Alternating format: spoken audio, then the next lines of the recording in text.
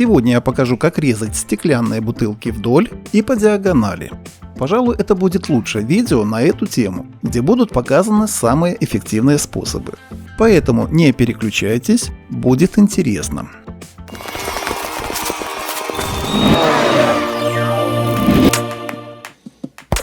Запинали меня мои подписчики, хотят знать, как я режу стеклянные бутылки вдоль и по диагонали.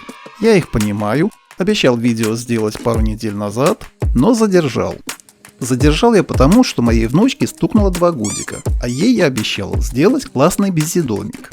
Безидомик, как видите, вышел суперский. Наверняка эта тема многих может заинтересовать, поэтому проведем голосование. В следующем видео сделаем классный кабриолет, а дальше решать вам. Либо делаем безидомик, где приложу чертежи, либо пробуем плавить стеклянные бутылки. Должны получиться прикольные тарелки. С этим стеклорезом для бутылок и банок вы уже знакомы. Я его собрал в прошлом видео. Но думаю, не все догадываются, что он может резать все то же самое еще и вдоль. Чистую и сухую бутылку с помощью пластилина зафиксируем на фанерке. Так она не будет качаться. Теперь можно делать надрез. Как видите, все просто. Осталось прогреть место надреза. Сразу скажу, что никакие строительные фены и горелки для этого не годятся, потому что у бутылки в районе горлышка и у донышка разная толщина стекла, отчего трещина наверняка уйдет в сторону от надреза. Поэтому греть будем только надрез, сделанный стеклорезом, то есть локально. Обычно я это делаю с помощью нехромовой нити и понижающего трансформатора. Но поскольку трансформаторы есть не у всех, специально для вас минут за 20 собрал простой и дешевый диммер, который сможете собрать и вы.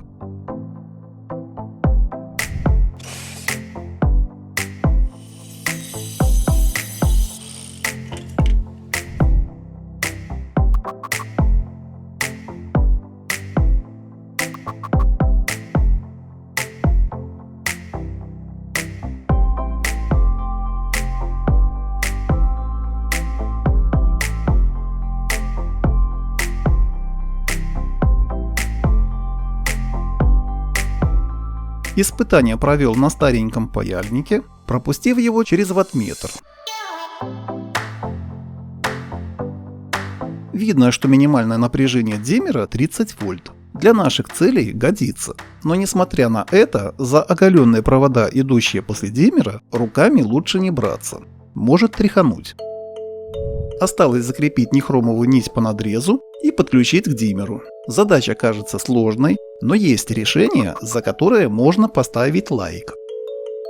Фольгированный скотч. Я его покупал, когда делал камин. Нарежем из фольгированного скотча небольшие квадратики и закрепим нехромовую нить.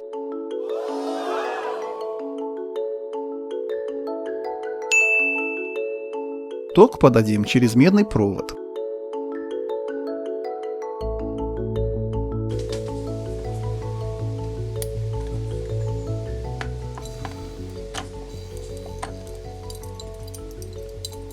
По нагреву видно, где нить прилегает неплотно.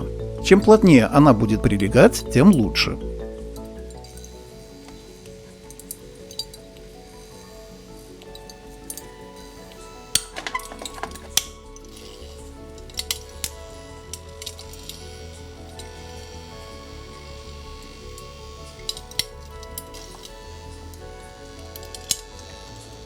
Если нехромовую нить слишком сильно нагреть, она может провиснуть. Думаю, достаточно. Эти кусочки скотча можно использовать еще не раз. И смотрите, что получилось. На утолщении стекла и где нехромовая нить провисала и не касалась надреза, трещина ушла немного в сторону. Все это можно исправить гравером или, как его еще называют, дремелем. Но если его нет, лучше не спешить, потому что шлифовкой неровности выводятся долго. Кстати, некоторые гравером режут даже бутылки. Далеко не лучший вариант, потому что времени уходит больше. Да и срез не всегда получается аккуратный. По диагонали этим способом бутылки резать еще проще. Донышко я уже обрезал. Маркером рисуем форму совка и делаем надрез стеклорезом от руки. Точно так же фиксируем нехромовую нить по надрезу фольгированным скотчем и точно так же прогреваем.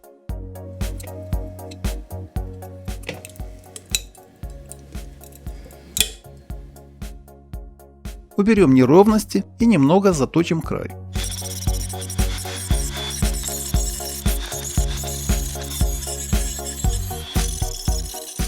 После доработки дремелем совок стал выглядеть вот так. Есть еще один хороший способ резать бутылки вдоль. Давайте разрежем эту бутылку маленькой болгаркой. На место разреза наклеим малярный скотч и маркером отметим место реза. Лучше резать с водой, но чтобы не разводить грязь, буду резать на сухую на улице. Хорошо режет стекло алмазный диск по металлу. Главное его достоинство то, что он тонкий и гладкий. Когда режешь на сухую, нужно делать пильные движения, чтобы стекло не грелось в одном месте. Да, этот способ более быстрый и наверняка понравится тем, у кого есть болгарка. Кстати, такой диск немного дороговат. Замечу, что более толстые и сегментные алмазные диски стекло режут хуже. Если вы будете резать бутылки алмазными дисками с помощью гравера или болгаркой, то лучше это делать с водой. На срезе будет меньше сколов и диск прослужит дольше. А чем аккуратнее будет срез, тем меньше времени уйдет и на шлифовку. То, как делать шлифовку, я уже не раз показывал в предыдущих видео. Но если эти половинки слегка приплавить, как я планирую в будущем, то края обрабатывать не нужно. Эти два способа резать бутылки вдоль и по диагонали, на мой взгляд, самые удачные. Мне они нравятся. Если вам тоже нравятся, ставьте палец вверх. Есть еще несколько способов резать бутылки вдоль, на мой взгляд, заметно уступающих. Карбидовольфрамовые полотна струны для ножовок по металлу. Я пытался ими резать стекло, но сомневаюсь, что такого полотна может хватить больше, чем на одну бутылку. Есть еще один способ, который тоже не стоит воспринимать всерьез. Это китайские струны с алмазным напылением. В роликах на ютубе ими тоже режут стекло, но не говорят, что такой струны хватает всего лишь на несколько сантиметров. Сложнее всего вырезать отверстия по центру бутылки. Самый правильный способ делать это с помощью дремеля. Но мне удавалось делать такие отверстия и с помощью надреза стеклорезом. Прогревать такой надрез нельзя, трещина скорее всего пойдет в другом месте. Можно попробовать снять напряжение, просверлив пару отверстий. Я же делал молоточек, с помощью которого в течение нескольких часов стучал по надрезу изнутри. Удачными были только те попытки, когда удавалось пробить сквозное отверстие. Поэтому, если хотите делать такие отверстия, лучше купите гравер. Ссылки на все, что я использовал в этом ролике, включая диммер и мой гравер, найдете в описании под видео. В комментариях многие задают вопрос, зачем резать бутылки. Да, вряд ли на этом можно заработать, это не бизнес-идея, это тема для творческих и креативных людей, которым нравится делать своими руками всевозможные уникальные самоделки и сувениры. Это могут быть плафоны для люстр, всевозможные светильники для дома и сада, цветочные горшки, шкатулки, вазы, бокалы, стаканы, совки для сыпучих продуктов и необычные тарелки. Такое нигде не купишь. Это просто хочется делать своими руками. На тему стеклянных бутылок это мое 4-е видео. Каждый из роликов сможет чему-либо вас научить. Рекомендую посмотреть, вам понравится. На этом все, дорогие друзья. Спасибо за просмотр.